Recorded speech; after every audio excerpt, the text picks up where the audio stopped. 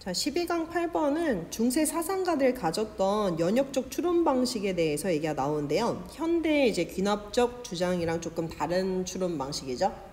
그러면 걔가 어떤 추론 방식인지 한번 볼게요. as for 보면 중세 사상가들에 대해 말하자면 as for은 뭐뭐에 대해 말하자면 뭐뭐의 경우에 라는 표현이야. 그러면 의심할 여지 없는 또는 아니면 부인할 여지가 없는 사실로서 받아들여진대. 이는 여기서 가주어, 그 다음에 대절이 진주어. 의심할 여지가 없는 이라 했으니까 이 부분을 바꿔서 쓰면은 undeniable로 바꿔도 되고요. 또는 아니면 명백한 사실로서 apparent. 이거 뭘 쓴 거야? apparent. 또 아니면 obvious. 그래서 분명한 사실로서 받아들여진대. 뭐가? 대절이란 것이. 그럼 heavens에서 s 붙었지. heavens니까 천체를 말해. 행성들, 플래닛 같은 거. 그러면 천체들이 완벽하다라는 것을 의심할 여지가 없는 사실로서 받아들여졌대요. 그러므로 천체에서의 모든 움직임은 반드시 자 얘가 완벽하다 생각했었으니까 완벽함을 보여줘야만 했대. 그럼 천체의 움직임은 모두 항상 완벽하고 항상 일치하고 예상에서 절대 벗어나지 말았어야 됐어. 그 다음에 그러므로 서큘러에다가 밑줄. 그러므로 당연히 항상 원형으로 움직여야만 했대. There was 어떠한 반경이 없냐면 불규칙에 대한 여지가 존재하지 않았고요. 그래서 여지니까 뭐 룸이라든가 아니면 margin으로 바꿔도 되죠. 자, 그러면 불규칙성에 대한 여지가 전혀 없었대. 그러면 이런 천체에서 heavenly spheres가 천체야. heavenly는 형용사고요. 천체의라는 그리고 spheres는 구체를 말하는 거니까 플래닛들을 말하는 거죠. 그럼 천체, 즉 행성들 사이에서는요 절대 어떤 불규칙성에 대한 반경 여지가 전혀 존재하지 않았다라고 이렇게 생각을 했대. 자, 그 앞에 논리를 보면 천체는 항상 완벽하고 그리고 항상 완벽함을 보여줘야 되고 원형으로 움직여야 되고 그리고 불규칙성이 전혀 존재하지 않는다 생각됐대요. 그래서 이러한 믿음이 끔찍한 문제를 초래를 했는데 when 뭐와 관련해서 때 it comes to ing에서 주의. 뭐뭐와 when it comes to ing가 뭐뭐에 관해서. 자, when it comes to ing가 when it comes to까지가 뭐뭐에 관해서란 전치사니까 뒤에 동명사 들어가야 돼요. 어떤 끔찍한 문제냐면 우리가 행성들의 궤도를 관측하고 그리고 그거에 대한 역행하는 움직임에 대해서 관찰했을 때 끔찍한 문제를 초래를 했대요.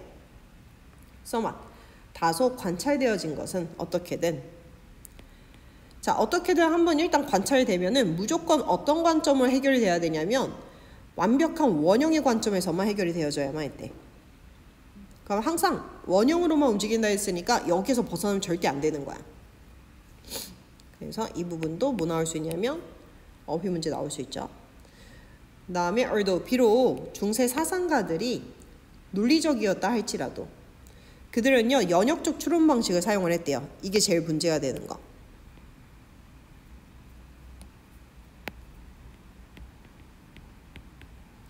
자, 다시 말해서 그들은 항상 원칙과 이론을 가지고 먼저 출발한대. 연역적 추론 방식은 뭐냐면 먼저 이론이라든가 가설로 시작을 하고 그 다음에 천체들 뭐 예를 들어서 예를 들어서 천체는 항상 완벽의 영역에 있어 라고 해가지고 이렇게 가설로 먼저 세우는 거야. 그리고 완벽하고 끊임없는 이런 움직임은 항상 원형이어야만 해. 가설로 먼저 시작을 해요. 그 다음에 추론을 한대요. 동사 1번 started 그리고 동사 2번째 deduced. 그러면 관찰한 내용이 반드시 뒤를 따라야만 한다고 추론을 한대. 그러면 이 이론 가설에서 증거가 벗어나선 안 된다 생각을 한대요. 그럼 나머지 관찰한 내용이 전부 다 이론 가설과 일치해야 된대. 그럼 일치하지 않은 것은 받아들이지 못하는 거잖아. 그럼 당연히 맹점이 생길 수밖에 없지. 자기가 말한 주장에서 벗어나는 것들은 전혀 받아들이지 않는 거야. 그래서 이게 뭐랑 첨예하게 대조를 이루냐면 뭐뭐와 첨예하게 대조를 이룬다. 어휘 문제 나올 수 있고 빈칸 문제 나올 수 있죠. 스타크 컨트라스트에서 스타크는 첨예한, 그 다음에 컨트라스트는 대조를 말하는 거니까 뭐랑 가장 크게 대조 이루냐면 귀납적 추론 방식, 귀납적 주장이랑 첨예한 대조 이룬대요. 그래서 as 얘는 나중에 과학에서 사용되어진 방법이래. 그래서 이 나중에 후대 과학에서는요,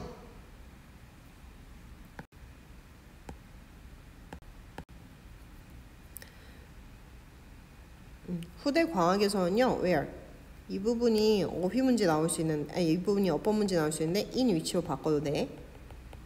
증거가 모아졌대. 그러면 이론을 형성하는 것에 대한 베이시스로, 기본으로, 기재로, 그 다음에 증거가 모아졌대요. 그럼 여기서 귀납적 추론 방식은 어떻게 했냐면